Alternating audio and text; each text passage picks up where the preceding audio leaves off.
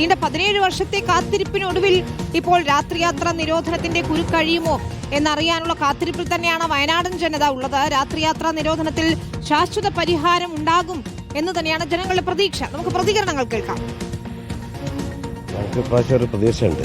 UDF സർക്കാർ അധികാരത്തിൽ വന്ന ശേഷം എന്തായാലും യാത്രാ നിരോധനം എന്തായാലും നടപ്പിലാക്കും എന്ന് എനിക്ക് തോന്നുന്നുണ്ട്. ഒരുപാട് മലയാളി വിദ്യാർത്ഥികൾ അവിടെ പഠിക്കുന്നു. അതുപോലെ തന്നെ ഒരുപാട് മലയാളികൾ ഇഞ്ചി കൃഷി നടത്തുന്ന ഒരുപാട് ആളുകൾ കർണാടകയിലുണ്ട്. അപ്പോൾ അവർക്കെല്ലാം ഒരു ആശ്വാസമാകും.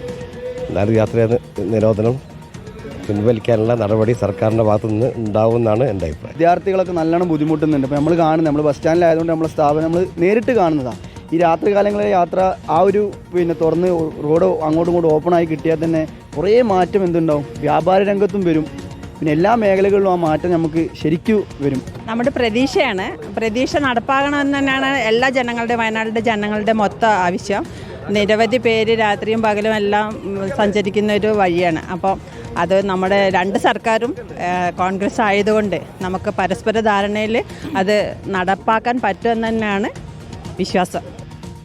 കേസ് സുപ്രീം കോടതിയിലാണെങ്കിലും വർഷങ്ങളായി തുടരുന്ന യാത്രാ വിലക്കിന് പരിഹാരം കാണാൻ രാഹുൽ ഗാന്ധിയും പ്രിയങ്ക ഗാന്ധിയും ഊർജിതമായ ഇടപെടൽ നടത്തണമെന്നതാണ് വയനാട്ടിലെ കോൺഗ്രസ് നേതൃത്വത്തിന്റെയും ആവശ്യം. ദീപക് മോഹനാണ് ചേരുന്നത്. ദീപക്, ശാശ്വത പരിഹാരം വേണമെന്നതാണ് ജനങ്ങളുടെ ആവശ്യം. ഏത് തരത്തിലുള്ള ഇടപെടലാണ് അവർ പ്രതീക്ഷിക്കുന്നത്?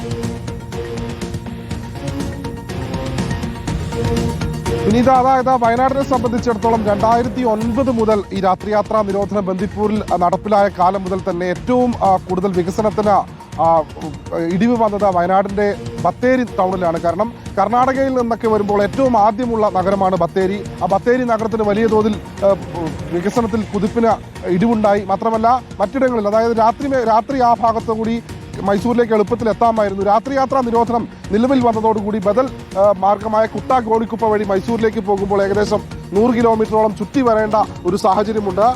വയനാടിൻ്റെ ടൂറിസം മേഖലയ്ക്കും വലിയ തിരിച്ചടി ഉണ്ടായി എന്നുള്ളതാണ് ഏറ്റവും വലിയ മറ്റൊരു നിർഭാഗ്യകരമായ ഒരു കാര്യം. കർണാടകയിൽ കോൺഗ്രസും ഒപ്പം കേരളത്തിലും 2 സംസ്ഥാനങ്ങളിലും കോൺഗ്രസ് വന്നതുകൊണ്ട് തന്നെ 2 സംസ്ഥാനങ്ങളുടെ മുഖ്യമന്ത്രിമാർ അല്ലെങ്കിൽ ഇരു സംസ്ഥാനങ്ങളും സംയുക്തമായി പല കാര്യങ്ങളിലും തീരുമാനമെടുക്കാൻ പറ്റും എന്നുള്ളൊരു കാര്യത്തെയാണ് ഏറ്റവും വലിയ പ്രതീക്ഷയോടുകൂടി വയനാട്ടുകാർ നോക്കിക്കാണുന്നത്. വനം പരിസ്ഥിതി മന്ത്രാലയത്തിൻ്റെ അനുമതി വേണം. അതോടൊപ്പം കേസ് ഇപ്പോൾ സുപ്രീം കോടതിയിലാണ്. കോടതിയുടെ വിധിയും വനം പരിസ്ഥിതി മന്ത്രാലയത്തിൻ്റെ അനുമതി ഉണ്ടെങ്കിൽ ഒരുപക്ഷെ രാത്രിയാത്രാ നിരോധനം എടുത്തു കളയുമെന്നുള്ളൊരു കാര്യത്തിൽ വലിയൊരു പ്രതീക്ഷയിലാണ് വയനാട്ടുകാരുള്ളത്. ഈ ബന്ദിപ്പൂർ കടുവാ സങ്കേതത്തിലൂടെ 17 കിലോമീറ്റർ ദൂരമാണ് ഈ രാത്രിയാത്രാ നിരോധനമുള്ള സ്ഥലം. അതായത് ദേശീയപാത 212 കൊല്ലകലിൽ നിന്ന് ആരംഭിച്ച് മൈസൂർ, ഗുണ്ടൽപേട്ട, മുത്തങ്ങ, ബത്തേരി, പിന്നീട് കോഴിക്കോട്, ഇത്രയും ദൂരമാണ് ഈ ദേശീയപാത 212 വരുന്നത്.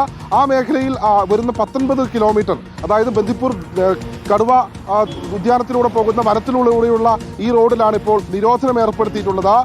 ബന്ദിപ്പൂർ കടുവ വന്യജീവി സങ്കേതത്തിലൂടെ രാത്രിയിൽ വാഹനങ്ങൾ പോകുമ്പോൾ വന്യമൃഗങ്ങളുടെ സ്വൈരവിഹാരത്തെ തടസ്സപ്പെടുത്തുന്നു എന്ന് കാണിച്ചുകൊണ്ട് മൈസൂരിലെ ചാമരാജ് നഗർ ഡിസ്ട്രിക്ട് കളക്ടറാണ് അന്ന് ഇത്തരത്തിലൊരു വിചിത്രമായൊരു ഉത്തരവ് പുറപ്പെടുവിച്ചത്. പിന്നീട് കർണാടക അതുമായി മുന്നോട്ട് പോവുകയായിരുന്നു. കർണാടകയിലെ